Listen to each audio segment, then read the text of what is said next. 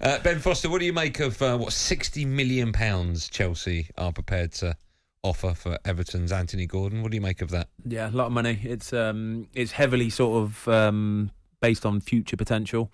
He's a good little player though, mate. He really is. He's still got that kind of fearlessness about him where when he gets the ball, he's rapid and he just runs and he doesn't think about the consequences.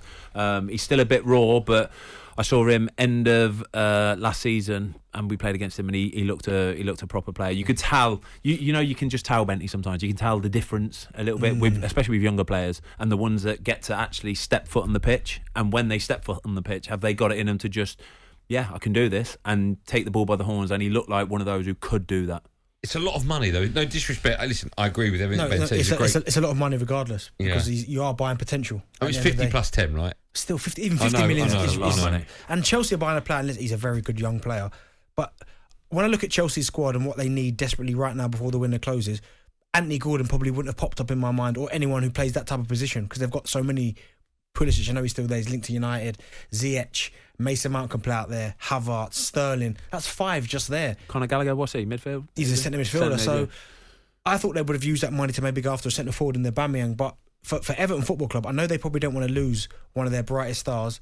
But if you get 60 million for him, you have to take it. Yeah, absolutely, because no one else is paying 60 million for him. Okay. Ben, I'll stay with you. We're going to talk about Alexander Isak now, who's been linked to Newcastle for £58 million. Now, when you come in today, that was on the big screen, and you immediately read it and went, "Oh, he's a good player." You like him? He is a good player. Was really good for Sweden in the Euros. Played really well. You'd have to say not prolific. I mean, he's got a goal this season, but he got 6 league goals last season. He played 32 games for Sociedad, so it's not really. Do you know what I mean? It's not prolific, but he's a good player. Newcastle, big sign and talk about record fees. What does that mean to someone like Callum Wilson? Oh no, Callum Wilson's still their number one. Okay. But unfortunately, again, look how good Callum was against Man City. Straight after the game, tweaked a hamstring. And this is the problem, unfortunately, you have with Callum Wilson. Can he stay fit? Newcastle United, realistically, where can they aim for this season? I think, having seen the performance against Man City at the weekend, they got to finish in the top 10. I think if they can perform like that and get the intensity out of the players that they did get against Man City, Sam Maximan, for example, again, it goes back to that. They've got it in them to do it, and the stats won't lie. It's that they've got to start doing that now. But I think for some of the players at Newcastle, once they start building around it and putting better players in there, it will help the better players like Sam Maximan. It's going to be a long-term project for Newcastle, right? And when I say long-term, what I mean is I don't expect them to think that within 3 years or even 2 years they'll be challenging for the title. I think that's fair, right? Yeah, that's fair. Okay. And I think even that signing today, Isak, I think he's not necessarily the player that's going to get them to the top, but I think he's part of the journey that will help them get there. But once they're there, I don't think he's going to be that player. He's a good player to come in and certainly help get them to where they need to get to for now. But again, Callum Wilson, and I said I'm a big fan of his, if he could somehow stay fit, he's that 15 to 20 goals every season. He scores goals. But again, he played really well against City, comes off early, obviously trying to manage his minutes maybe. I mean, he's got the hamstring tweak. He's got rotten luck with injuries, unfortunately. That journey, the owners are going to want success at the end of it. They're going to want top 4. They're going to want Champions League football. They're going to want trophies as well. Is Eddie Howe the man to bring all of that?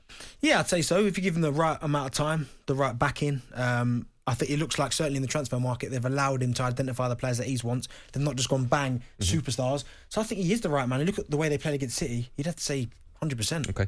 Next up, we'll talk about this man. Now Aubameyang inside the area, goes past Zuma, chips the goalkeeper. Brilliant. It's in. Brilliant. It's a fantastic Arsenal goal. Is he the missing link, do you think, between Chelsea getting guaranteed top 4, even challenging for the title? I think he's probably what Chelsea need at this moment in time. I don't think he's going to be one for the future. It's not necessary. It's a stopgap signing for Chelsea, to be perfectly honest. What is he, 32 now, Aubameyang? 33. Yeah. So he will do a job now and maybe another job next season. But I think long term, a club like Chelsea should have already had a player in the works or a younger one coming through that's good to go already. Why, Benty, aren't they going for someone like Ivan Toney or Mitrovic? I don't know, maybe. I mean, Mitrovic is, again, he's not young, is he? But Ivan Toney certainly is one that you'd go, we could build around him. But Chelsea at the minute for recruitment, you have to go, well, they're not quite sure what they're trying to do. They're kind of scrambling around a little bit. Got Koulibaly and Sterling in. But I think Aubameyang for the next 2 years is a good stopgap. Yeah. Why are you so... I thought Brozier, young kid, would have been given more of an opportunity. I agree. It doesn't look like he's getting much of a chance. So maybe he was on loan at Southampton, right? Yeah, I don't think Chelsea may be convinced by him. But getting Aubameyang in, that just solves that problem for now. Okay. We have an important transfer to tell you about. It's come out quite recently. Man United, I'll stay with you because he's a goalkeeper, have been linked with Frankfurt goalkeeper Kevin Trapp for £21 million. Strange one a little bit, to be honest with you. I think they obviously do need a number 2. Tom Heaton's number 2 at the minute. Mm-hmm. Obviously, he would slide down the pecking order and become number 3. I wouldn't have thought Kevin Trapp will be starting. If he's signing him for... He's a good goalkeeper. I still don't think he's top level. What do you mean I don't think he'll be starting? Over De Gea? Yeah. No. No, that's of course he's not. But you know, Ben, is he good with his feet, though? He's okay.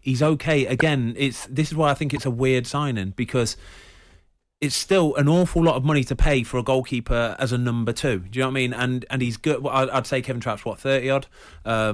He's not. If you're going to do it, you may as well either go, right, David, you're on number 1. We'll sign a second choice goalie for maybe we'll sign a second choice goalie as a for maybe a free or like 5 or 6 million, something like that. 24 million to sit on the bench is just there's no point. You don't need to waste money on stuff like that.